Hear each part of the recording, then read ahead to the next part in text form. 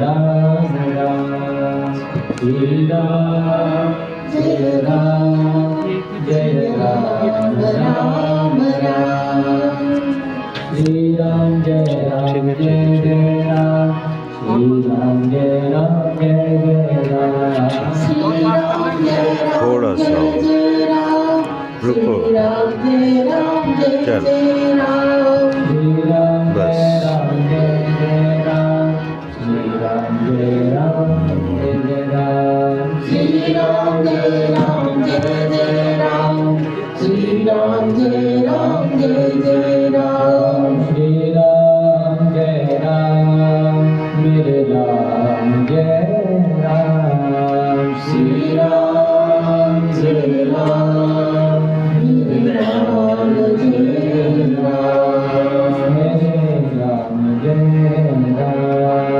मेरे राम जय जय राम मेरे राम जय राम राम श्री सद्गुरुदेव भगवान की जय श्री श्याम रामचंद्र भगवान की जय श्री लक्ष्मणनाथ की जय श्री सीता मैया की जय श्री हनुमान महाराज की जय।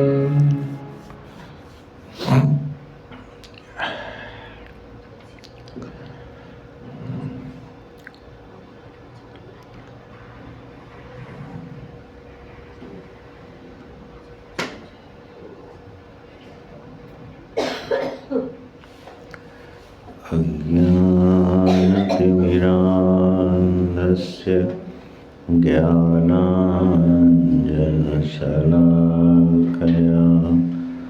चक्षुरुन्मीलितं येन तस्मै श्रीगुरवे नमः। ॐ सहनाववतु सहनौ भुनक्तु सह वीर्यं करवावहै तेजस्विनावधीतमस्तु मा विद्विषावहै। ॐ शान्तिः शान्तिः शान्तिः। ओम श्री सद्गुरु चरण कमलेभ्यो नमः।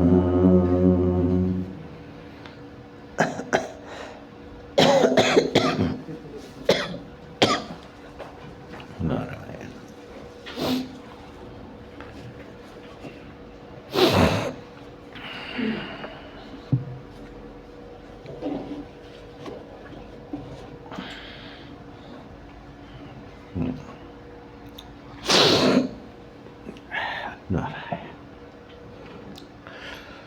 तो नचिकेता के द्वारा जो प्रश्न पूछा गया कि धर्म अधर्म से, कार्य कारण से और भूत भविष्य से जो कोई तत्व है वो आप हमें बताइए। यत् पश्यसि तद्वत्, जो आप देखते हो, पश्यसि देखते हो के माने जो आपका अनुभूत सत्य है वो हमें बताइए। इसका अनुवाद ये नहीं करना यदि जानते हो तो बताइए।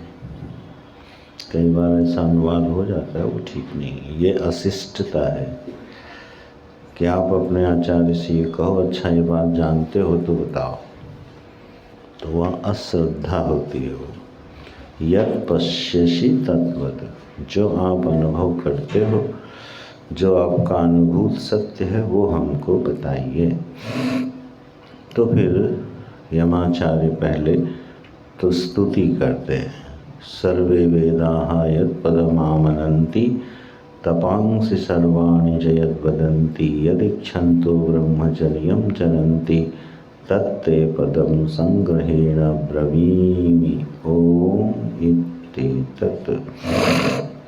सारे वेद जिस पद का गान करते हैं, जिसको पाने के लिए सारी तपस्याएं कही जाती हैं, जिसको पाने की इच्छा से ब्रह्मचारी लोग ब्रह्मचर्या में रमण करते हैं, ब्रह्मचर्य का पालन करते हैं, वह संक्षेप में उसका अगर नाम रखें तो वो है ओम।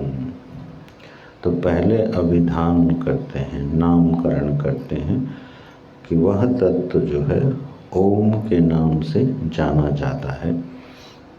ओम ही वह आलंबन है जिसके आश्रय से इस परम सत्य का बोध होता है। यही एतद्धेवाक्षरम ब्रह्म एतद्धेवाक्षरम परम, यही ओम जो है उस अक्षर तत्व का निदर्शन कराता है। इसी का आलंबन लेके व्यक्ति महिमावान हो जाता है। तो जब भी किसी वस्तु का परिचय कराना हो तो सबसे पहले उसका नाम बताया जाता है। तो यह जो तत्व है, क्योंकि उसका कोई नाम हो नहीं सकता, इसलिए यह औपाधिक नाम है। क्यों नाम नहीं रखा जा सकता इसका? क्योंकि नाम जो है वो व्यावर्तक होता है। व्यावर्तक का मतलब है जब किसी का नाम लिया जाता है तो वह अन्यों से पृथक करके बोध कराता है। जैसे हमने कहा यह गौ है, यह गाय है, तो गाय जो है एक संज्ञा है, एक नाम है। तो यह गाय है, तो ऐसा बोलने से जितने भी अन्य पशु हैं उनका व्यावर्तन हो गया बुद्धि में। ये भैंस नहीं है, ये ऊँट नहीं है, यह अन्य पशु नहीं है, यह गाय है। फिर यह देवदत्त की गाय है, तो अब और व्यावर्तन हो गया कि यह गाय जो है विशिष्ट रूप से देवदत्त इसका स्वामी है। तो नाम हमेशा व्यावर्तन की रीति से बोध कराता है। तो ऐसा जो तत्व है जिसकी मीमांसा होने जा रही है, उसका अगर हम नाम रखेंगे तो वो अन्यों से पृथक करके बोध कराएगा। हमने कहा कि ये ब्रह्म है, तो वह फिर ब्रह्म से इतर जितनी वस्तुएं हैं उनको हटा के बोध कराएगा। लेकिन यह ऐसा सत्य है कि इससे भिन्न कुछ है ही नहीं, इससे पृथक जो है कुछ भी नहीं है, यह सर्वरूप है। तो जब इससे पृथक कुछ है ही नहीं तो ये व्यावर्तन किसका करेगा? इसलिए ये जो नाम है ये संकेत मात्र होता है। इस संकेत से वस्तु का बोध हो जाता है। तो वह संकेत क्या रखा जाए इस परम तत्व का, वो है ओम। ओम से अच्छा कोई नाम, कोई अभिधान इस तत्व का हो नहीं सकता। तो ऋषियों ने, श्रुतियों ने, भगवान ने स्वयं इसका नाम ओम अभिधान रखा। इसका आश्रय लेने से इससे जो लक्षित वस्तु है उसका बोध हो जाता है। तो पहले तो उसका अभिधान कर देते हैं नाम। अब इसी ओम की बड़े भिन्न भिन्न तरीकों से उपासनाएं की जाती हैं। सहस्रों प्रकार हो गए इस ओम के आलंबन के, ठीक है। लेकिन यह ओम का जो आलंबन है यह वेदानुसार होना चाहिए। तो ओम शब्द की फिर बहुत व्याख्याएं प्राप्त होती हैं उपनिषदों में। ओम शब्द से लक्षित जो वस्तु है उसका लक्षण क्या है, अब उस पर चर्चा करते हैं। तो प्रथम वल्ली के दूसरे अध्याय में और 25वें श्लोक तक, 15 से 25वें श्लोक तक यह वर्णन प्राप्त है इसका। फिर आगे की वल्ली में उसकी कुछ साधना पद्धतियाँ हैं। इस तरह से यह उपनिषद बोध कराती है। तो लक्षण क्या है? तो पहला लक्षण बनाते हैं न जायते म्रियते वा विपश्चित् न अयं कुतश्चित् न बभूव कश्चित् अजो नित्यः शाश्वतोऽयं पुराणो न हन्यते हन्यमाने शरीरे। तो लक्षण क्या है भाई? इस परिस्थिति निरपेक्ष जो तत्व है, वस्तु है, इसका क्या लक्षण है? बोले इसका जन्म नहीं होता और इसका मरण नहीं होता, इसका ज्ञान कभी लुप्त नहीं होता और ये किसी कारण से उत्पन्न नहीं होती है। इसलिए ये अजन्मा है, नित्य है, शाश्वत है, अनादि है और शरीर के मारे जाने पर यह मरती नहीं है, ये तत्व मरता नहीं है। ये लक्षण बनाया गया। अब इस लक्षण से जो लक्षित वस्तु है उसका बोध होना चाहिए। तो पहले कुछ युक्तियां हैं, लॉजिक से उसका प्रयोग करके और फिर बुद्धि में इसकी स्थापना, इसके अर्थ की स्थापना की जाती है। ये तत्व के ज्ञान की प्रक्रिया है। तो न जायते, जन्म नहीं लेता, इसके पीछे लॉजिक क्या लगाया जाए? तो जन्म जो है वो किसका होता है, और जिसका जन्म होता है उसका मरण जो है वो निश्चित है। वो कुछ भी हो, फिर जिसने जन्म लिया है उसका अभाव जरूर होना है, उसको मिटना जरूर है। तो पूरी सृष्टि में ऐसी कोई चीज़ नहीं है जो प्रकट होती हो और फिर अब प्रकट ना होती हो, व्यक्त हो और फिर अव्यक्त ना हो जाए, ऐसा इस सृष्टि में कुछ भी नहीं है। तो ऐसी कौन सी फिर वस्तु है? तो बोले जन्म लेने वाली वस्तुएं कौन कौन सी हैं? बोले सारी सृष्टि का स्वरूप तो यही दिखाई देता है। इस शरीर का भी जन्म है, पृथ्वी, जल, अग्नि, वायु, आकाश, इनका भी जन्म है, पंच तन्मात्राओं का भी जन्म है, संस्कारों की भी अभिव्यक्ति है, संस्कारों से पूर्व जो बीजावस्था है वह भी उपलब्ध होती है, और सृष्टि की अभिव्यक्ति होने के पश्चात इस सृष्टि को संभालने वाला, चलाने वाला जो ईश्वर है उसका भी प्राकट्य होता है। तो ईश्वर का भी प्राकट्य है, सृष्टि का भी प्राकट्य है, अव्यक्त से लेके व्यक्त तक सब इसी दायरे में आ जाते हैं। तो फिर ये सब का सब जो है कैसा हो गया? जन्म लेने वाला हो गया। और यह आत्म वस्तु कैसी है? इसका जन्म नहीं होता। तो इसके पीछे एक सूत्र लगाया जाता है, जन्म उसका होता है जिसका अभाव होता है। जिसका अभाव होता है उसका जन्म होता है, जिसका कभी अभाव ही ना हो उसका कभी जन्म नहीं होता है। अब इस सूत्र को पकड़ के चलना। तो पहले जो सृष्टि की बात कही, अगर हम बीज का दृष्टांत लें कि बीज है, उस बीज में पीपल का मानो कि वृक्ष है, पीपल का वो बीज है, पीपल के वृक्ष का बीज है।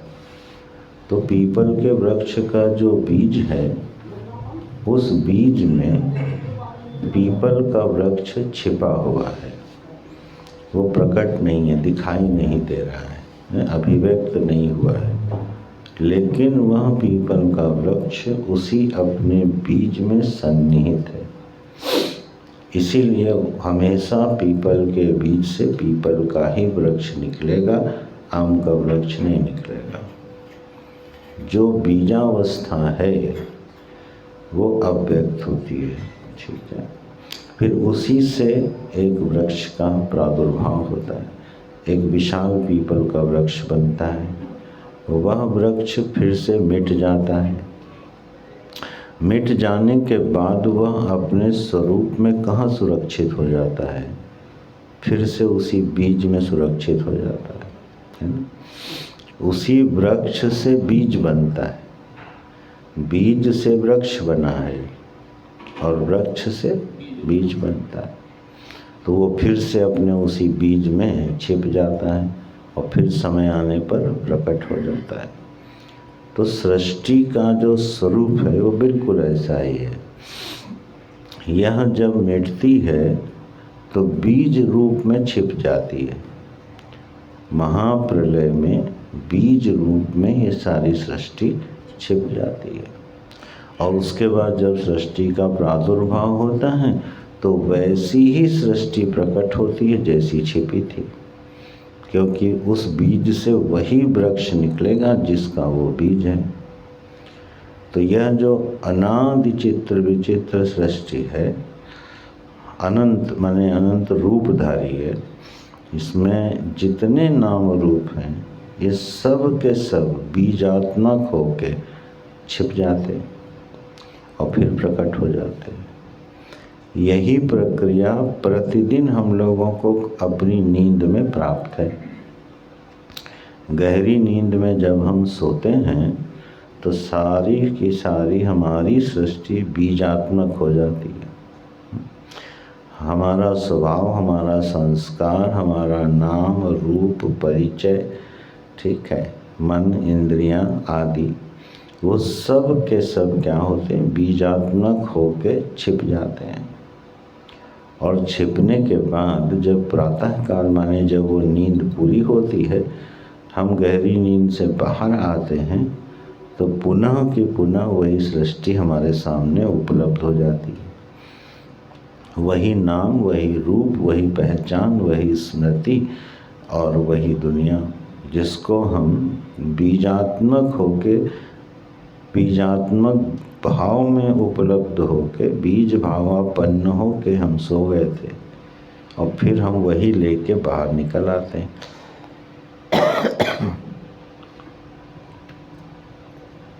तो यह क्रम जो है निरंतर चलता रहता है। तो लक्षण क्या बना? अब इसमें हर चीज़ क्या हो रही है, प्रकट हो रही है, अप्रकट हो रही है, बन रही है, मिट रही है, बिगड़ रही है। इसमें ऐसी कौन सी चीज़ है जो न बनती है न बिगड़ती है? अगर इसको खोज लिया तो वही तत्व होगा जो न कभी बनता है और न कभी बिगड़ता है। इस पूरी प्रक्रिया में क्या है जो बनता बिगड़ता नहीं है?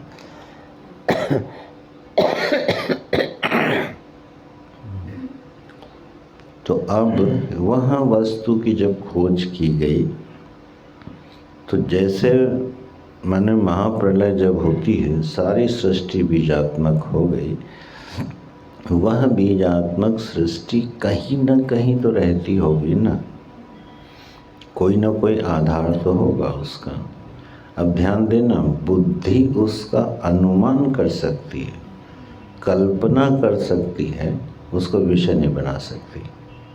कारण कि आकाश भी मिट गया, इसकी कल्पना बुद्धि कैसे करेगी? करके दिखाओ। ये जो स्पेस है ये मिट गया, ख़त्म हो गया। कल्पना करो कि आकाश ख़त्म हो गया, वो कल्पना ही आकाश में होगी, वह कल्पना ही आकाश में होगी। आकाश का मिट जाना यह केवल शास्त्र से विदित हो रहा है।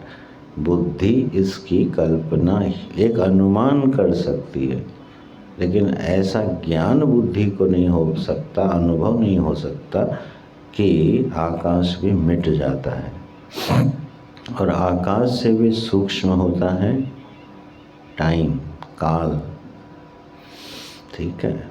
तो काल भी मिट जाता है। ये बुद्धि काल में बैठ के करोगे कि काल से बाहर जाके करोगे? टाइम में ही बैठोगे। तो बुद्धि क्योंकि टाइम और स्पेस में ही रहती है, जब भी वो व्यवहार करेगी कहाँ करेगी? टाइम में और स्पेस में। अब यहाँ से बैठ के वो ऐसी कल्पना करेगी कि जहाँ ना टाइम है और जहाँ ना स्पेस, ना देश है, ना काल है, तो वहाँ बुद्धि असमर्थ हो जाती है। बस एक तरह का भाव बनाती है, थोड़ी देर के लिए उस भाव में रमण करती है और उसके बाद मामला ठन ठन पात। तो फिर समस्या तो वही की वही हो गई। श्रुति वेद किस तत्व का ज्ञान कराना चाहते हैं जो टाइम स्पेस के बाहर है। साधन हमारे पास केवल बुद्धि है। बुद्धि के अलावा कोई साधन किसी के पास हो तो भाई बताओ। कोई अन्य साधन भगवान ने किसी को दे रखा हो तो बताओ। बुद्धि के अलावा इसको जानने का साधन हमारे पास क्या है? कुछ नहीं। और बुद्धि की सीमा ये है, इसीलिए ये खिचड़ी जो है बस उलझती रहती है, गोल गोल घूमती रहती है। और कई बार ऐसे गोल गोल घूमते लॉटरी लग जाती है हाथ में है ना। तो वही बोलते हैं क्या, परमात्मा उतर गया बुद्धि में, प्रकाश हो गया। देखो जितने दर्शन हैं, प्रायः कई दर्शनों ने ये बात अपने महापुरुषों के लिए मानी है। भगवान बुद्ध को पूर्णिमा की रात्रि में पीपल के बरगद के वृक्ष के नीचे क्या हुआ था? ज्ञान हुआ था। ठीक है। मोहम्मद साहब को कुरान एक दिन आकाश से उतर आई थी, ये बातें बोली जाती हैं। ये बातें अपने सनातन शास्त्र में भी हैं, लेकिन ध्यान रखना वो ज्ञान के संदर्भ में नहीं है। अब ये चाहे जब समझो, वो ज्ञान के संदर्भ में नहीं है, वो अलौकिक जो विद्याएं और कलाएं हैं उनके संदर्भ में है कि हमारी बुद्धि में हिरण्यगर्भ से कई बार एक विशिष्ट ज्ञान का, विशिष्ट कलाओं का, विद्याओं का प्रादुर्भाव हो जाता है ना। हमारे संत जो ज्ञान देव जी हुए, उन्होंने भैंस से वेद पाठ करा दिया, भैंसे से वेद पाठ करा दिया था। तो भैंसे में कहाँ से वेद पाठ करने की वो आ गई स्मृति? उसकी बुद्धि में योग बल से उन्होंने वेद पाठ का स्मरण करा दिया उसकी बुद्धि में, वो वेद बोलने लगा। तो आज जितनी सिद्धियां हैं, अलौकिकताएं हैं, उसका तो ये स्रोत बनता है, उसमें कोई संशय नहीं करना कभी। जीवन की जितनी महत्वपूर्ण खोजें हैं इस धरती पर, वो ऐसे ही आई हैं। वो किसी न किसी व्यक्ति की बुद्धि में हिरण्यगर्भ से, भगवान के अनुकंपा से, कृपा से, समष्टि के विधान से उसकी बुद्धि में कोई अलौकिक ज्ञान उतर आता है, तो वो ठीक है बिल्कुल। लेकिन अभी हम लोग इससे भी बियॉन्ड तत्व की बात कर रहे हैं। ठीक है। वो जो बुद्धि में ज्ञान आएगा वो फिर चला भी जाएगा। महाप्रलय में कोई भी ज्ञान जो है सुरक्षित नहीं है, सब बीज भावापन्न हो जाता है। अच्छा, हम लोग जितनी भी उपलब्धियां जीवन में प्राप्त करते हैं, ठीक है, उसमें से लगभग मिनिमम आप 6 घंटे मान लो, मैक्सिमम हमारे पास लिमिट इस समय 14 घंटे की है। समझ गए ना? नहीं समझे? जब हम सो जाते हैं तो जीवन का वो 6 घंटा मान लो, जब हम सो गए तो सारी उपलब्धियों पे पानी फिर गया कि नहीं फिर गया? हम बड़े ज्ञानी हो, विद्वान हो, धनी हो, राजा हो, सम्राट हो, जो भी हो, 6 घंटे के लिए उस पर पानी फिर गया कि नहीं? और कहीं कहीं 14 घंटे के लिए भी फिरता है। ठीक, वो हम लिमिट बता रहे हैं 6 से 14 घंटे की। इसके बाद भी कोई रिकॉर्ड बनाए तो हम कह नहीं सकते। तो ये तो कहानी है। प्रकट होने वाले ज्ञान की। हम क्या खोज रहे हैं? ऐसी वस्तु जिसका कभी अभाव नहीं होता, उसी का जन्म नहीं होगा। फिर से ये सूत्र याद कर लेना, जन्म उसी का होगा जिसका अभाव होगा। ठीक है। अब जैसे एक घड़ा है, घड़े का अभाव है और कुम्हार ने घड़ा बना दिया, तो क्या हो गया? घट का जन्म हो गया, क्योंकि उसका अभाव था। यह शरीर है, इसका जन्म होता है। क्यों? 60 साल पहले इसका अभाव था। ठीक। फिर एक प्रक्रिया से इसका प्रादुर्भाव हो गया, तो शरीर का क्या हो गया? जन्म हो गया। और जब यह पंचभूत में अपने कारण में विलीन हो जाएगा, तब कहेंगे मर गया। तो जिसका अभाव है उसी का भाव होता है और फिर उसी का अभाव हो जाता है। और यह प्रक्रिया हम लोग देख रहे हैं, ईश्वर तक जा रही है। ईश्वर का भी भाव होता है और ईश्वर का भी अभाव होता है। जब सृष्टि प्रकट होती है तब ईश्वर प्रकट होता है, शासन करता है। और जब सृष्टि अव्यक्त हो जाती है तो फिर ईश्वर का भी अभाव हो जाता है, अव्यक्त हो जाता है। इसका मतलब ईश्वर भी किस श्रेणी में आ गया? जन्मने और मरने वाली श्रेणी में आ गया। ठीक है। भाव अभाव की श्रेणी में आ गया। तो ये सूत्र बिल्कुल पकड़ के रखना, जिसका अभाव होगा उसी का जन्म होगा। ठीक। और हम किस वस्तु की खोज कर रहे हैं? जिसका अभाव ना हो, क्योंकि श्रुति ने क्या सूत्र दिया? न जायते, जिसका जन्म नहीं होता है उस तत्व की खोज की जा रही है। तो भाई ईश्वर पर्यंत जब सारा जन्म की ही श्रेणी में चला गया तो बचा क्या? इस पर खोज होनी चाहिए। बोले फिर तो कुछ नहीं बचा, यही क्रम है। बोले ना, यही क्रम नहीं है। इसी को तो नचिकेता ने पूछा था, कुछ लोग मानते हैं है और कुछ लोग मानते हैं नहीं है। इस यही प्रश्न था। तो अभाव नहीं है।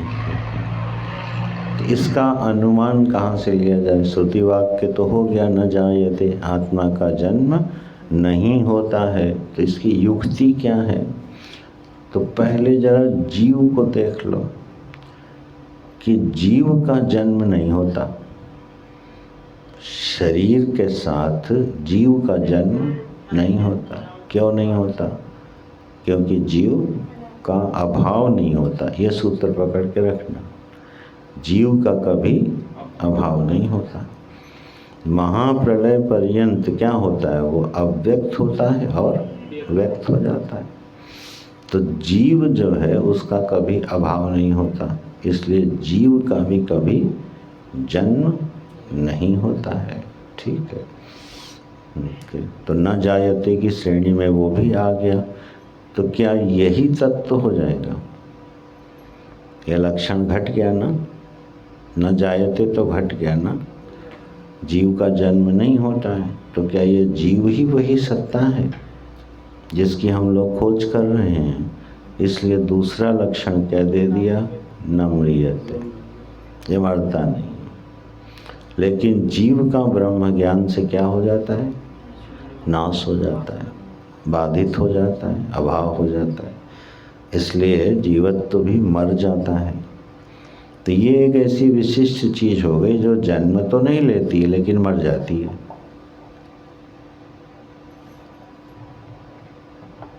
चलो 2 मिनट इस पर मीमांसा करके चलते हैं। ये सिद्धांत फिर कट गया ना, इस पर बहुत ध्यान देना। ये सिद्धांत तो कट गया ना, क्या कि जिसका जन्म होगा वो मरेगा और जिसका जन्म नहीं होगा वो नहीं मरेगा। यही तो सिद्धांत है। जिसका जन्म नहीं हुआ माने वो शाश्वत है, वो कभी मरेगा। तो ये सिद्धांत तो कट गया ना। जीव ऐसी सत्ता है जिसका जन्म नहीं होता, लेकिन आप क्या कह रहे हो? मर जाता है। 6 चीज़ें अनादि हैं ना, 6 चीज़ें अनादि हैं। कौन कौन सी? ब्रह्म, जीव, ईश्वर और जीव का संबंध, ज्ञान और ये जगत। वाह, गुड। ये 6 चीज़ें अनादि हैं जिनका जन्म नहीं होता है, और इसमें से ब्रह्म को छोड़ के सब मर जाते हैं। तो सिद्धांत तो कटाना, इसका कोई समाधान सूझ रहा है?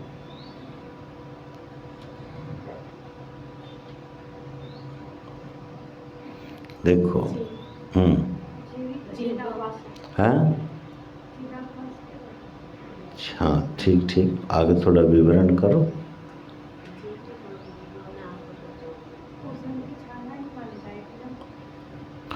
ये सिद्धांत कभी नहीं कटेगा। जिसका जन्म नहीं हुआ है वो कभी मरेगा नहीं, ये बिल्कुल सही है, ठीक है ना।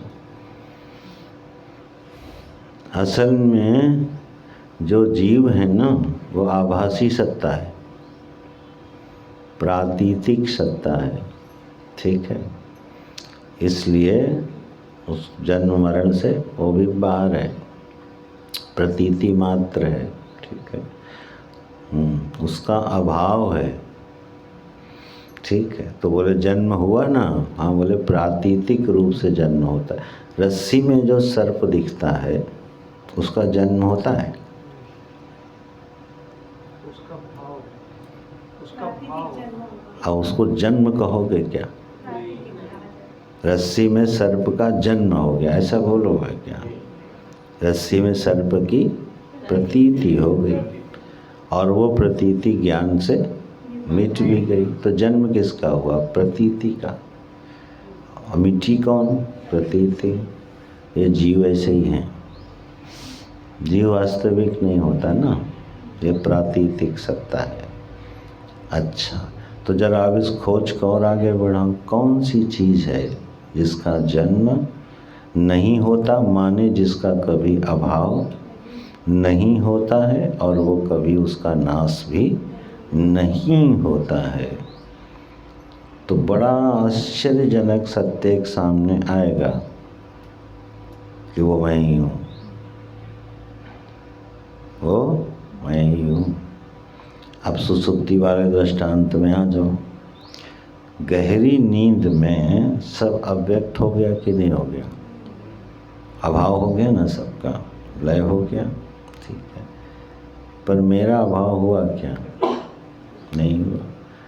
तो महाप्रलय में भी एक सत्ता है जिसका कभी अभाव नहीं होता है। जिसका अभाव नहीं है उसी का जन्म नहीं होता है। बोले तो 50 बार सुना है। बोले तब तक सुनो जब तक स्व से अभिन्न ना हो जाए ये ज्ञान। ये बड़ा महत्वपूर्ण और बड़ा आश्चर्यजनक ज्ञान है। समस्या क्या आती है, इसको हम अनुभव में नहीं बदल पा रहे हैं। समस्या ये आती है कि भले सुषुप्ति में मेरा अभाव नहीं होता, लेकिन मुझे मालूम तो नहीं पड़ता ना कि मेरा अभाव नहीं हुआ। मुझे ये बात मालूम तो नहीं पड़ती है, और हमारी इच्छा क्या है कि ये बात मुझे मालूम तो पड़े कि मेरा अभाव नहीं होता है। जब मालूम ही नहीं पड़ रहा है तो हो चाहे ना, उससे हमें क्या फर्क पड़ता है? उस ज्ञान का प्रभाव फिर क्या है? कुछ नहीं। इसीलिए यहाँ गोल गोल घूम जाती है। भले सुषुप्ति में मेरा अभाव नहीं होता, लेकिन मुझे मालूम भी तो नहीं पड़ता है। अच्छा, जागृत अवस्था में, पूरी जागृत अवस्था में मैं हूँ, ये बात मुझे मालूम पड़ती रहती है। सुषुप्ति में भी ये बात मुझे मालूम पड़ती रहती है, और गहरी नींद में ये बात मुझे मालूम नहीं पड़ती है। इसका मतलब मैं हूँ, ये जो मुझे मालूम पड़ता है, इसका जन्म हुआ कि नहीं हुआ?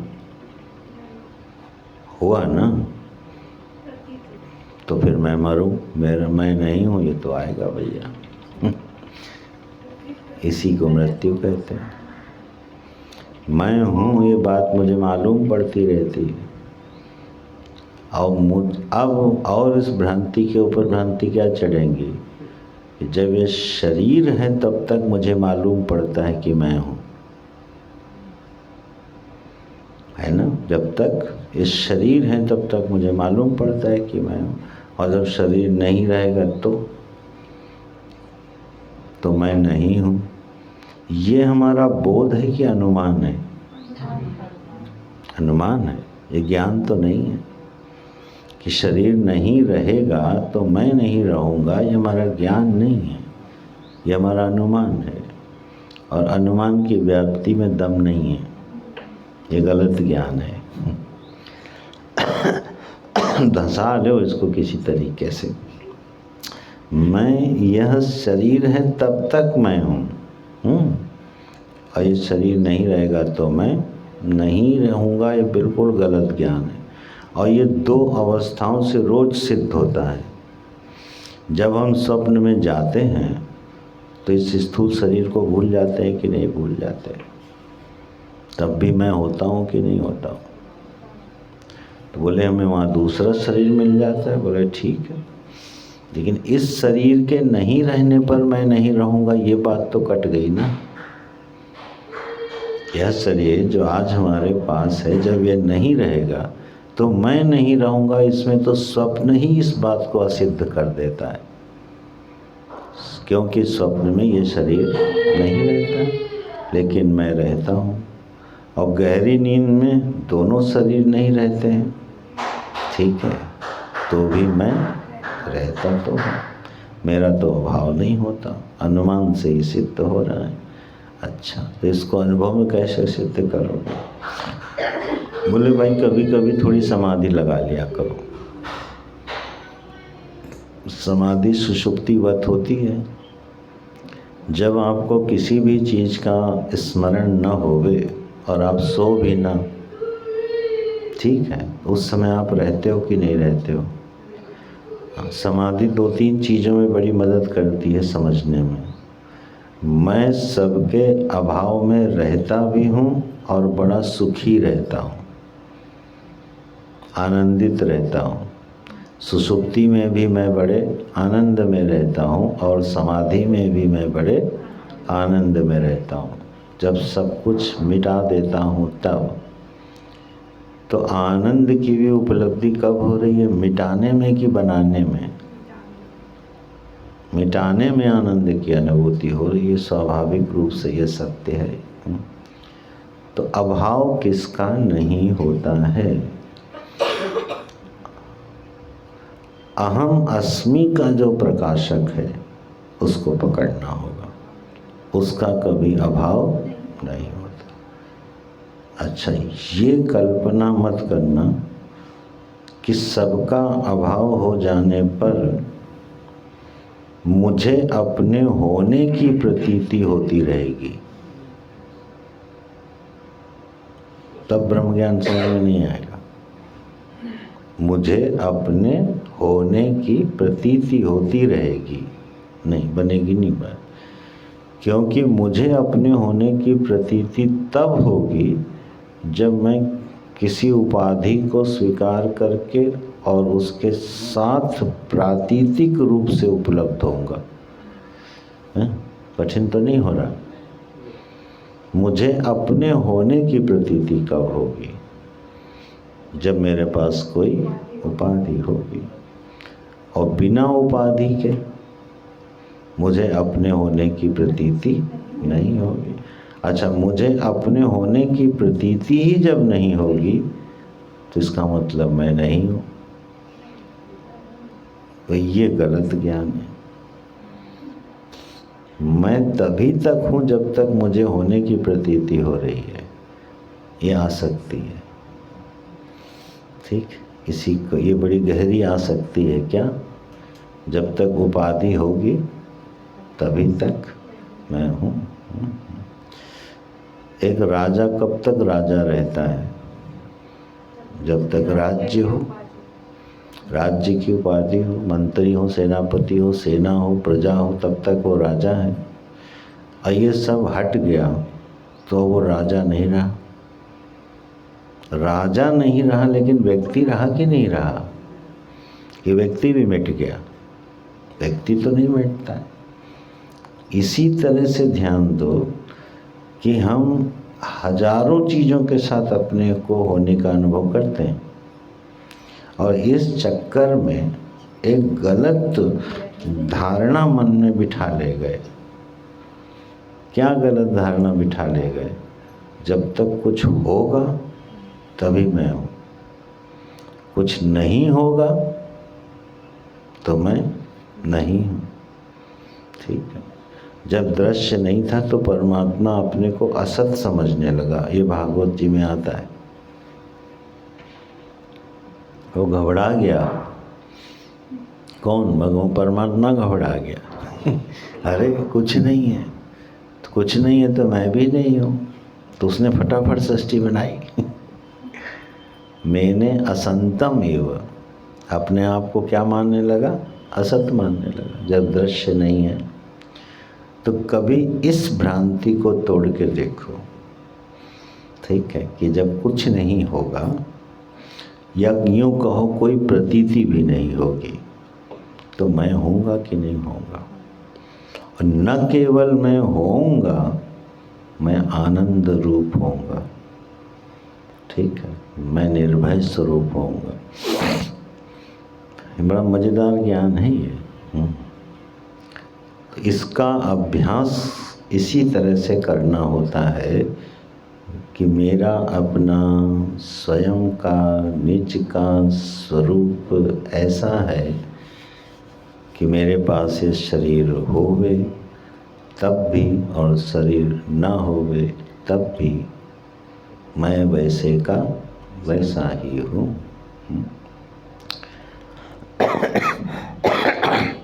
और यह बोध प्रतीति के हटने के बाद होगा ऐसा नहीं है। यह प्रतीति काल में होता है, उसी को जीवन मुक्ति कहते हैं। हाँ, नहीं तो फिर इस ज्ञान का जो लाभ कह लो, चलो वो नहीं होने वाला। प्रतीति का अभाव हो जाए तब भी मैं हूँ, ये तो सुसुप्ति बताती है। लेकिन प्रतीति काल में भी, ठीक है ना, और प्रतीति के अभाव में भी क्या मेरा अभाव होता है? हो नहीं सकता, कभी नहीं हो सकता।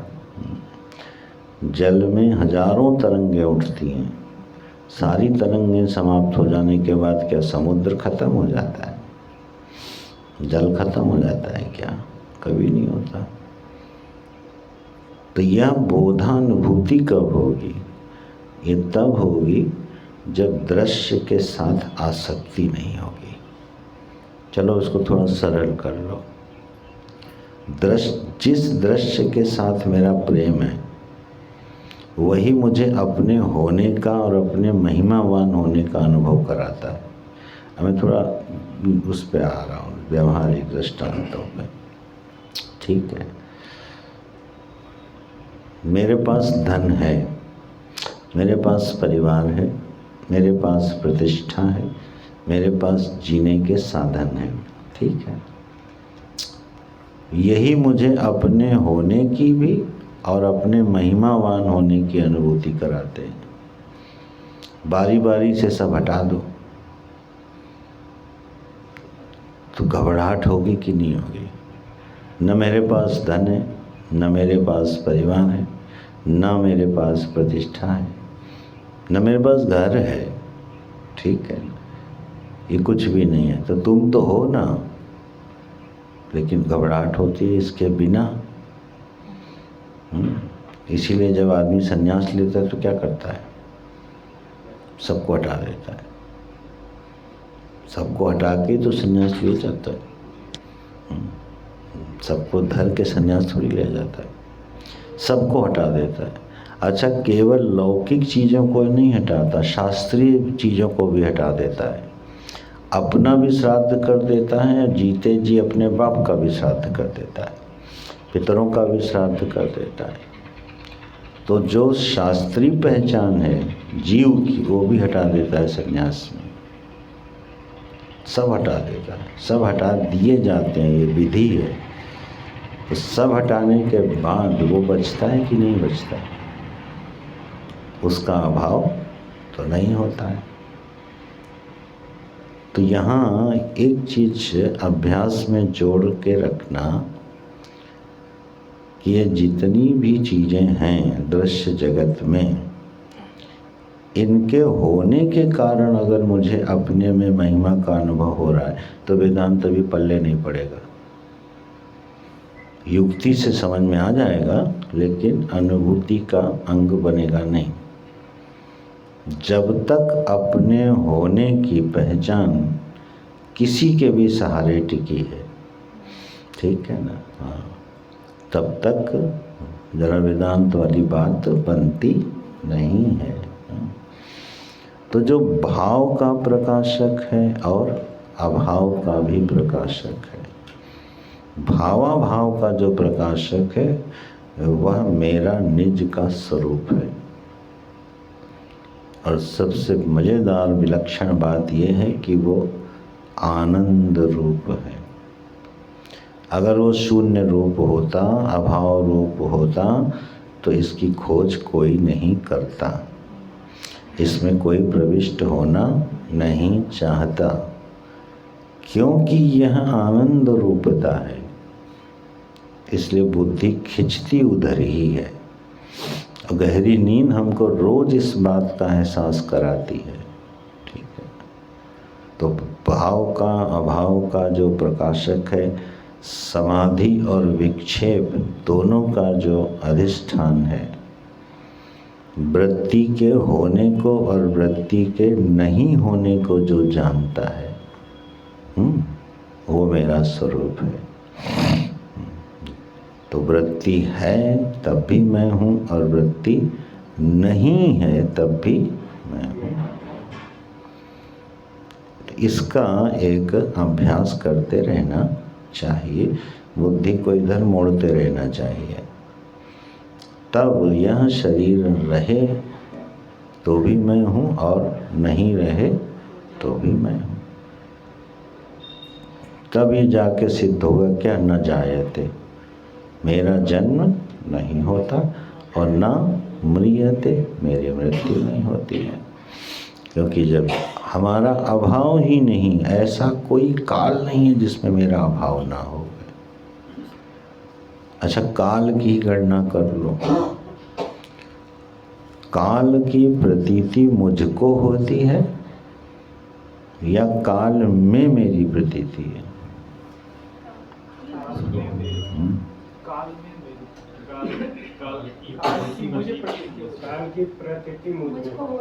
काल का ज्ञान किसको हो रहा है? मुझको हो रहा है ना। तो मैं काल में नहीं हूँ, काल कहाँ है? मुझ में है। मैं काल में नहीं हो नहीं सकता। टाइम का जो फैक्टर है वो किस में खेलता है? वो अधिष्ठान में खेलता है। जिस काल में सारा व्यक्त अव्यक्त प्रपंच खेलता है, वह काल किसके आश्रित रहता है? मेरे आश्रित रहता है, ज्ञान के आश्रित रहता है, ठीक है ना। इसीलिए सृष्टि का प्रक्रिया को कभी ध्यान से पढ़ना।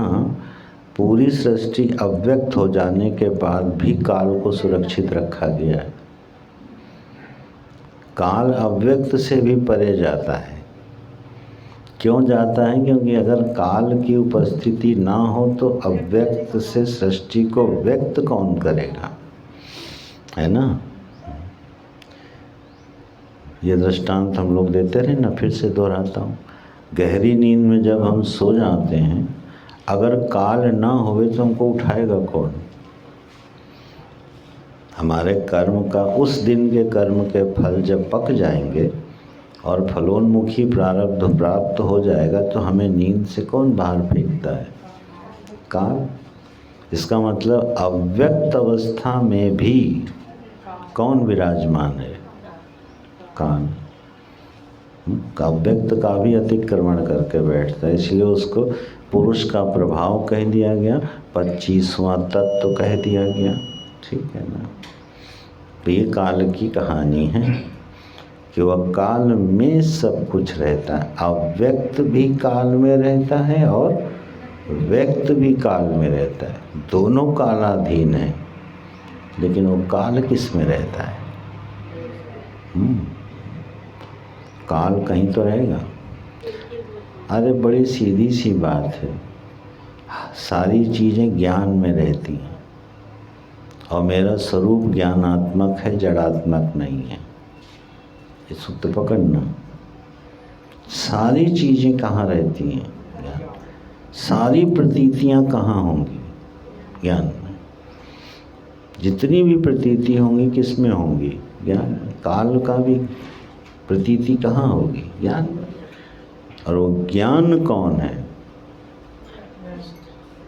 वो मैं हूँ। इसी स्व से अभिन्न इसका अनुभव होना चाहिए। क्या? मैं काल का भी अधिष्ठान हूँ। ठीक है ना? चलो, इन चीज़ों को बड़ी छोटी छोटी व्यवहार की चीज़ों से नहीं जोड़ना। अभी वृंदावन में बात आई थी ना रघुगण के प्रसंग में, व्यवहार से वेदांत को जोड़ा नहीं जाता है। ठीक है? ये गलती है। व्यवहार से वेदांत को जोड़ के समझना ये पारमार्थिक चिंतन का दोष है। रघुगण को बड़ा डांटा है महाराज भरत जी ने। व्यवहार में सहा मनंती अकोविदहम। तुम इसको व्यवहार के साथ मिलाते हो? नहीं। बोले यार ये कौन सा विज्ञान है जिसका व्यवहार से कुछ लेना ही देना नहीं है? ये व्यवहारासक्ति है। फिर ये चीज़ पर लेनी पड़ेगी। आप फिर दूसरी चीज़ें ले लो, वो आएंगी धर्म में, अधर्म में, कार्य में, कारण में, भूत में, और वहाँ फिर ले लो कुछ, कोई झुंझुना पकड़ लो जो ठीक लगे, है ना। व्यवहार दिव्य हो जाए, महिमा बढ़ जाए। कुछ लोग इसलिए ज्ञानी बनना चाहते हैं कि पूजे जाएंगे। ये मैं सही बता रहा हूँ, अपने अपने मन को टटोल कर देख लेना। क्यों व्यक्ति तपस्वी बनना चाहता है? पूजा जाएगा तो रहता है, मन में घुसा रहता है। मैं ज्ञानी क्यों बनना चाहता हूँ? मुझे एक उपाधि मिलेगी, ये बड़े प्रमुख ज्ञानी, पूजे जाएंगे, रमन महर्षि की तरह पूजा होगी, परमहंस जी की तरह सम्मान होगा, इसलिए हम ज्ञानी बनना चाहते हैं। गई काम, गई भैंस पानी में। व्यवहार में किसी भी तरह से जोड़ा, ठीक है, बात बिगड़ जाएंगे। बोले आत्मा क्षुधा पिपासा से रहित है। बोले यार भूख लगती, हालत खराब हो जाती है। बिगड़ गई बात। वो तो संकेत दिया जा रहा है आत्मा को समझने का कि वो प्राण के धर्म से रहित है। ठीक है, भूख लगना, भूख की प्रतीति होना, भूख के लिए प्रयत्न करके क्षुधा की निवृत्ति करना, ये सब एक ही कैटेगरी में आते हैं, प्रातीतिक कैटेगरी में। चलो, तो यहाँ व्यवहारासक्ति जो है वो इसके अनुभव में बाधा बनती है। जब मेरा कभी अभाव नहीं है, ठीक है, तो जन्म नहीं होगा और उसकी मृत्यु नहीं होगी, तो ध्यान रखना उसमें कोई परिवर्तन नहीं होगा। जिस चीज़ का कभी अभाव नहीं होता वो एक रूप होती है, वो एक रस होती है, उसमें कोई परिवर्तन नहीं होता। और अगर हमको किसी भी परिवर्तन की आकांक्षा है, अब पता नहीं बोले न बोले, मुझे शांत होने की आकांक्षा है, ये भी व्यवहारासक्ति है। मुझे शांत होने की आकांक्षा है, ये भी व्यवहारासक्ति है। मुझे ब्रह्म ज्ञान हो जाएगा और मैं सुख दुख से क्या हो जाऊंगा? परे हो जाऊंगा। ठीक, अब फिर दिन भर टेस्ट करते हैं, यार परे हुआ कि ठीक हुआ, यार अपमान महसूस हुआ कि नहीं हुआ? हाँ हुआ, तो अभी ब्रह्म ज्ञान पका नहीं है। ठीक है, नहीं पका, बात सही है, पर मिलाना किससे? अपमान भी प्रतीति है और सम्मान भी प्रतीति। दोनों को हमने एक कैटेगरी में नहीं डाला। बंधन भी प्रतीति है और मोक्ष, दोनों एक कैटेगरी में। सब का सब पूरा प्रपंच एक कैटेगरी में चला जाएगा, तब जाके उससे पीछा छूटेगा। ठीक है? अरे भैया, मान की कैटेगरी वही और अपमान की कैटेगरी वही, तो किसके पीछे भागोगे? जब दोनों एक ही कैटेगरी में चले गए तो भागना बंद हो जाएगा कि नहीं बंद हो जाएगा? ठीक है ना? शांति की भी कैटेगरी वही है और अशांति की भी कैटेगरी वही है। शांति और अशांति दोनों का अधिष्ठान जो है ना, वो ज्ञानात्मक वस्तु है। ये नचिकेता का प्रश्न है जो श्रुति में अब यमाचार्य बताना चाहते हैं। चलो, इसके संस्कार तो चले जाएं अंदर, कभी न कभी तो अवश्य काम आएंगे। भले आज सब उटपटांग लगे, लेकिन सत्य तो यही है। जो इस सत्य को समझ लेता है वो अपने में किसी परिवर्तन की आकांक्षा नहीं करता। बच्चों के लिए ये थोड़ा अर्ली हो गया, तुम लोगों के लिए ये सत्संग, उससे बुद्धि भ्रम भी हो सकता है। देखो, परिवर्तन की कोई आकांक्षा नहीं है। ये किससे सिद्ध होगा? जब अपने निज स्वरूप का बोध होगा। पर इसमें एक चीज़ ध्यान रखना, इसका अभ्यास न करने लगना कि अब मैं परिवर्तन की कोई आकांक्षा रखता नहीं हूँ, इसलिए अब मैं व्याकरण नहीं पढ़ूंगा। क्यों? मैं मूर्ख से विद्वान होने की आकांक्षा नहीं रखता, आप ही ने तो कहा था। ठीक, तो पूरी प्रोग्राम कैंसिल, ब्रह्म ज्ञान हो गया। हाँ, अगर हो गया तो कैंसिल। फिर कैंसिल होना और नहीं कैंसिल होना दोनों एक ही कैटेगरी में चले जाएंगे। ये बड़ा विचित्र विद्या है। ठीक है? और एक चीज़ को और थोड़ा सा संभाला जाए कि एक प्रतीति काल होता है, एक प्रतीति का अभाव होता है। सुषुप्ति में प्रतीति का अभाव है और जागृत स्वप्न में प्रतीति का भाव है, प्रतीति हो रही है। जिस समय प्रतीति हो रही है उसी समय प्रतीति का अभाव है। ये ब्रह्म विद्या है। नहीं तो फिर चक्कर फंस जाएगा। क्या? प्रतीति का अभाव करो, समाधि की तरफ चलो, उपरामता की तरफ चलो, तो उसमें क्या होगा? प्रतीतियां कम होंगी। भाई, आदमी प्रवृत्ति से निवृत्ति की ओर कब मुड़ता है? जब वो प्रतीतियों से ऊब जाता है। इतनी प्रतीतियां, माने इतने अनुभव उसको हो चुके, अब बोलता है बंद करो यार, चुप बैठो। तो चुप बैठने की आकांक्षा कब जागृत हो रही है? जब वो प्रतीति से क्या हुआ है? ऊब गया है। तो ये व्यवहार दशा में जिज्ञासु का बहुत सुंदर लक्षण है। जिज्ञासा आती इन्हीं क्षणों में है। वो ठीक है, अभी हम लोग तत्व की मीमांसा कर रहे हैं। जिस समय प्रतीति हो रही है उसी समय उसका अभाव है कि नहीं? रज्जु में जिस समय सर्प प्रतीत हो रहा है, जब रज्जु का ज्ञान होगा तब उसका अभाव होगा कि जिस समय वो प्रतीत हो रहा है उसी समय उसका अभाव है? उसी समय उसका अभाव है। हमको पता चला बाद में, जब रज्जु दर्शन हुआ तब ये पता चला कि सर्प की।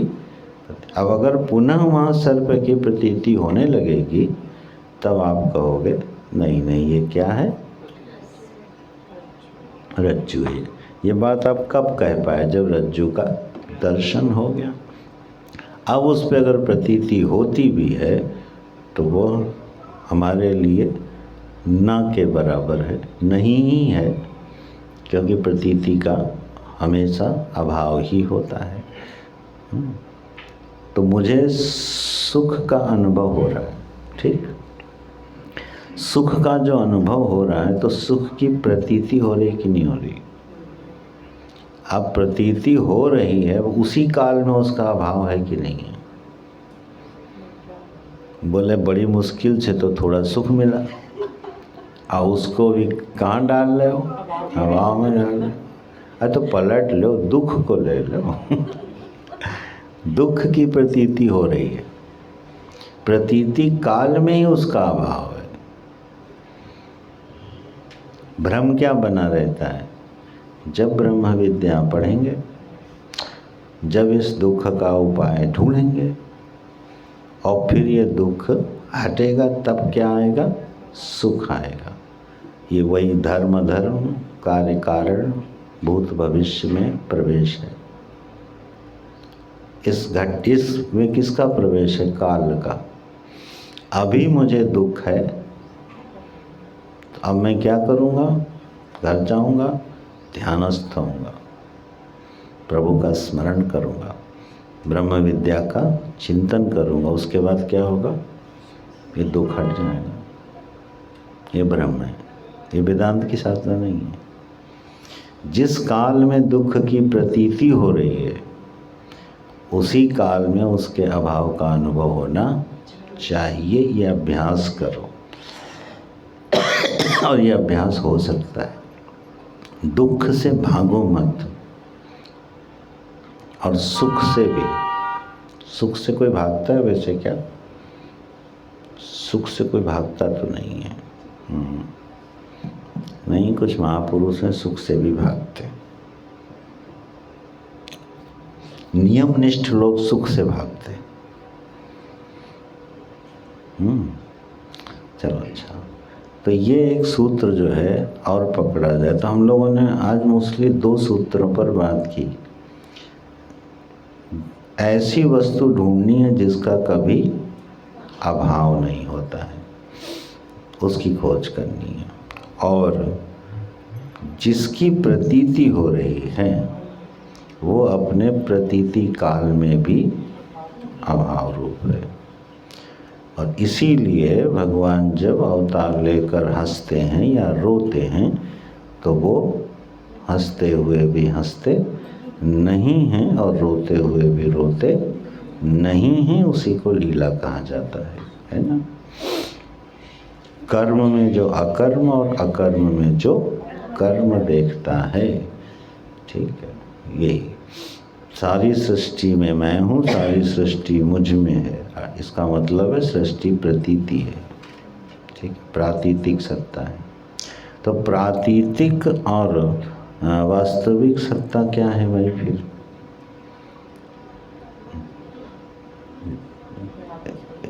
एक वास्तविक सत्ता है तो बोलेंगे पारमार्थिक सत्य आत्मा है। ये तो सब पढ़े पढ़ाए उत्तर है ही है, और होने भी चाहिए, याद भी रहना चाहिए। वही प्रतीति अज्ञान दशा में वास्तविक है और ज्ञान दशा में प्रतीति है, ठीक है? जो सुखानुभूति हो रही है वो अज्ञान दशा में सुख है, और ज्ञान दशा में प्रतीति है।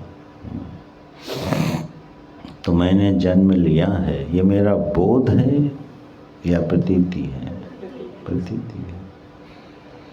जितने भी ज्ञान ज्ञाता को होते हैं वो सब किस कोटि के होंगे? प्रतीति कोटि के होंगे। पहले तो ये पक्का करो, प्रतीति कोटि के ज्ञान होंगे, क्योंकि वो ज्ञान दशा में कुछ दिखाई देते हैं और अज्ञान दशा में कुछ दिखाई देते हैं। चलो इससे मध्य धरातल पर देख लो, वही दृश्य, वही का वही दृश्य कभी दृष्टा को अच्छा दिखाई देता है और कभी बुरा दिखाई देता है, ठीक है। तो फिर वो दृश्य का धर्म अगर वास्तविक होता तो वो हमेशा दृष्टा को उसी रूप में मिलना चाहिए। नहीं। अरे जल का धर्म क्या है? शीतलता। गुड। स्पर्शवत्य, शीत स्पर्शवत्य आप, ये लक्षण है ना। जल कैसा है? शीत स्पर्शी है। अब ये जल का वास्तविक धर्म हो सकता है क्या? नहीं। जब हमारे पैर गर्म होते हैं, आपके हाथ ठंडे, तो मुझे कैसी प्रतीति होती है? हाथ बड़ा ठंडा है। ठीक। जब हमारे पैर ठंडे होते हैं तो वही हाथ हमको कैसा लगता है? गर्म लगता है। ठीक है ना। तब हमको लगता है लोग देर तक प्रणाम किए रहें। और जब गरम गरम पैर होते हैं रजाई में और ठंडे हाथ से कोई छूता है तो लगता है जल्दी हटा ले। शीत की जो प्रतीति है वो वास्तविक है क्या? अपेक्षा से ही तो है। तो जिसका ज्ञान अपेक्षा से है, रिलेटिव टर्म में है, वो वास्तविक होगा कि प्रातीतिक होगा? तो अब ऐसा ज्ञान ढूंढ के बताओ जो वास्तविक होता हो। मिलेगा ही नहीं, कोई मिलेगा ही नहीं। यही जीवन बड़ा सुखद लगने लगता है, ठीक, जब हमारे मन की होती रहे। और वही का वही जीवन बड़ा दुखद हो जाता है जब हमारे मन की ना हो। सब कुछ वही है ना, A to Z वही है, बदला क्या फिर? अगर ये दृश्य का धर्म होता तो हमेशा उसी रूप में हमको उपलब्ध होता। अब ध्यान देखो, हमारा अपना होना सदा आनंद रूप है, वो कभी बदलेगा नहीं। ना सुख में बदलेगा, ना दुख में बदलेगा, ना विक्षेप में, ना समाधि में, ना भाव में, ना अभाव में। एक बार उस पर नज़र चली जाए, हमारा अपना निज का जो स्वरूप है उसमें कोई परिवर्तन होता नहीं है, वो एक रस है। ज्ञान जो है वो एक रस होता है। तो यह एक सूत्र दिया, पहला उत्तर है ये, न जायते म्रियते से शुरू किया है। पूरी उपनिषद का क्रम देखना कि जब प्रश्न पूरा हो गया नचिकेता का, बिल्कुल स्पष्ट हो गया, तो पहले अभिधान, उसका नाम बताया क्या? ओम। और ये पहला लक्षण है श्रुति का उस प्रश्न के उत्तर में, और वो लक्षण क्या है? न जायते। अब हमने इसको इतने बार सुना है कि पक गए, तो इसमें कुछ मुझे लगता है अच्छा ये लक्षण है। आत्मा जड़ अमर विनाशी है, शरीर मरता है, तुम नहीं मरते हो, है ना। ये तो बचपन से ही सुनाया जाने लगता है। आप वृंदावन में अथवा वाराणसी में चले जाओ, पान वाले के पास भी खड़े हो जाओ, ब्रह्म ज्ञान दे देता है। वृंदावन में चले जाओ, हर आदमी आपको भक्ति का पाठ पढ़ा देगा। हम उस दिन बता रहे थे ना, वो जो चद्दर बदलने आया वृंदावन में, चद्दर गंदी थी, तो आश्रम वाले को कहा गया भाई चद्दर गंदी, कर्मचारी आया, उसको बताया गया देखो चद्दर गंदी, बदल दो। बोला ठीक। बोले तुम यहाँ चद्दर देखने आए हो कि बिहारी जी को देखने आए हो? तुम दर्शन वर्शन नहीं कर सकते, तुम्हारा ध्यान इसी चद्दर खटिया पे रहेगा। हाँ बस तुम कर चुके दर्शन। और फिर चद्दर बदल के चला गया, बस ज्ञान दे गया। ठीक कि तुम यहाँ कहाँ करने आए हो? खाना पीना चदरा रजाई देखने आए हो कि बिहारी जी को देखने आए हो? भगवान का दर्शन करो, भी ज्ञान दे गया। तो आत्मा मरती नहीं है, आत्मा अजर अमर अविनाशी है, ये इतने बार सुना है कि इसकी महिमा खो गई। ये पहला लक्षण कठोपनिषद की श्रुति में बताया गया है उस प्रश्न के उत्तर में, न जायते म्रियते। वहाँ विपश्चित। फिर आगे लक्षण करते हैं, उसके ज्ञान का कभी लोप नहीं होता। ये विपश्चित शब्द का अर्थ है। नायम कुतश्चित, ये कहीं से आई नहीं है, स्वयं इसने अपना कोई रूपांतरण नहीं किया है, न बभूव कश्चित, इसलिए अजन्मा है, नित्य है, शाश्वत है, अनादि है। और फलश्रुति क्या दे दी, न हन्यते हन्यमाने शरीर, उस शरीर के मारे जाने पर यह मरता नहीं है। तो चलो, ओवरऑल जो हम लोगों को इस पर अभ्यास करना चाहिए, गहनता से, गंभीरता से अभ्यास करना चाहिए। और हम फिर से ध्यान दिलाना चाहेंगे कि व्यवहार से आत्मा को जोड़ जोड़ के अभ्यास नहीं करना चाहिए, नहीं तो इसकी स्वानुभूति नहीं हो पाती है। फिर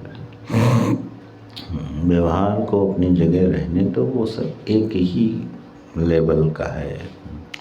और दूसरा, वेदांत के साधक को जो अभ्यास करना चाहिए उसको कहीं महत्व बुद्धि नहीं रखनी चाहिए। उपयोगिता की बुद्धि तो ठीक है, अगर वो हमारे चिंतन के लिए, साधना के लिए, मनन के लिए उपयोगी है, उपयोगिता की बुद्धि रखनी चाहिए, उसमें महत्व बुद्धि नहीं रखनी चाहिए। इन दोनों में अंतर होता है। शरीर में हमारी महत्व बुद्धि भी हो सकती है और उपयोगिता की भी बुद्धि हो सकती है।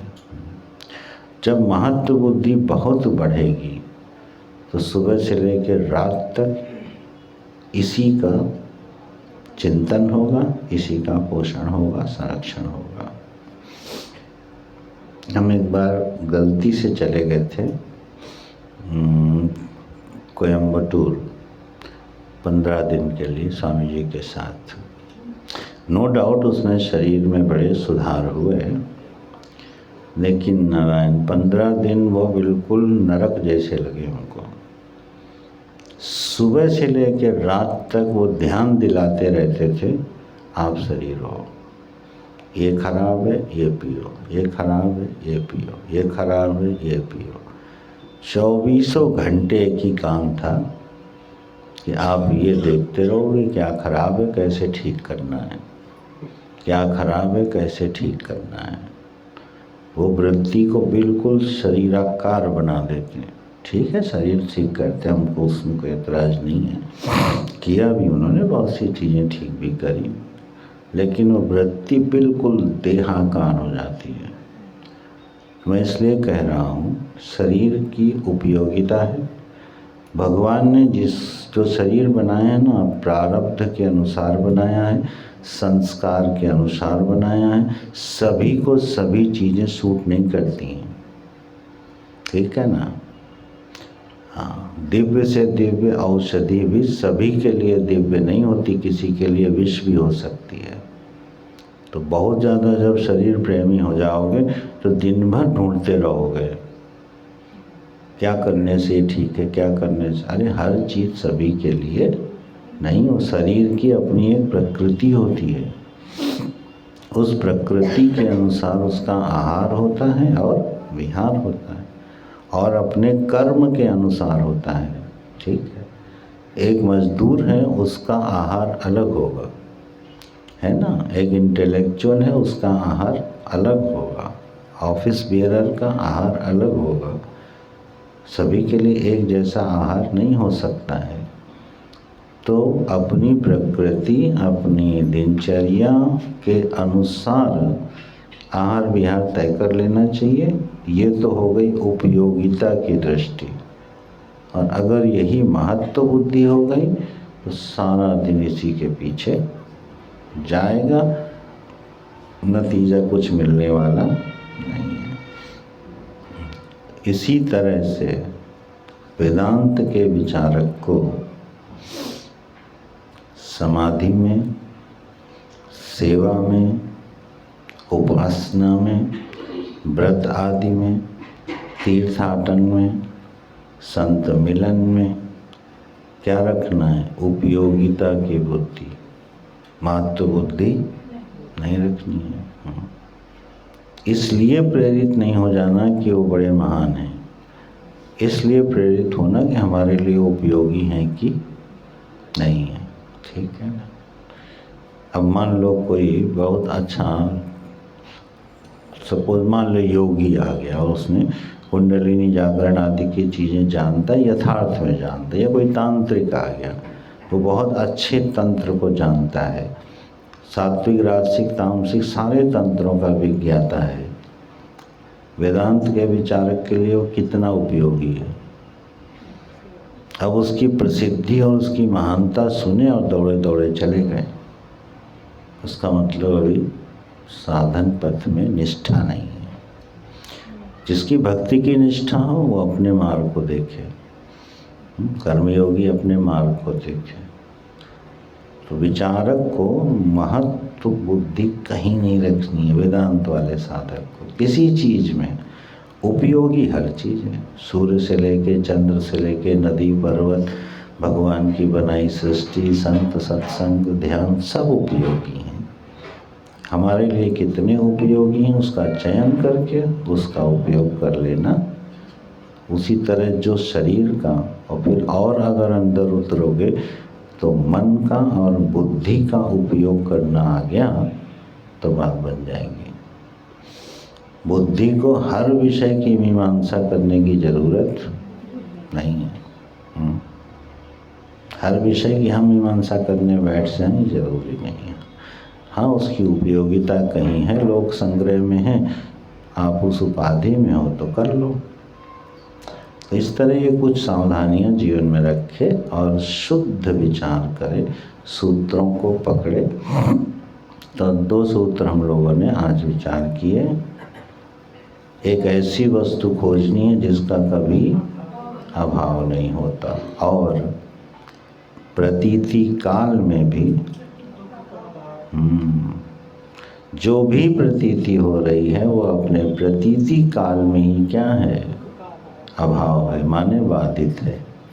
बाधित होने से वो अधिष्ठान पर कोई प्रभाव डालती नहीं है। इसलिए सुख होने पर मैं सुखी होता हुआ भी सुखी नहीं हूँ, और दुख उपस्थित होने पर दुखी होता हुआ भी दुखी नहीं हूँ। ये वेदांत का एक सूत्र है।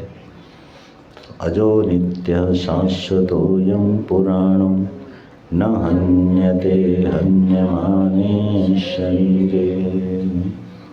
चलो कल देखते हैं एक विषय पर है। नारायण नारायण नारायण।